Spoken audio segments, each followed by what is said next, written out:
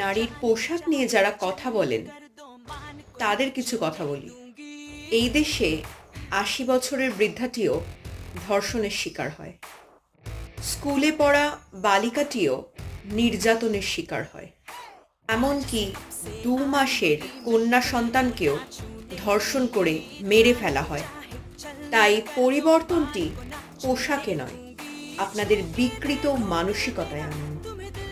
আর দেশের উন্নতি নিয়ে যারা কথা বলেন তাদের উদ্দেশ্যে বলি, স্বাধীনতার এত বছর পরেও যে দেশে নারীর পোশাক নিয়ে কথা ওঠে, যে দেশে নারী রাতে রাস্তায় একা চলাফেরা করতে পারে না এবং যেখানে নারীকে নানাভাবে অবদমিত করে রাখা হয়, সেই দেশের উন্নতি হবে কি করে?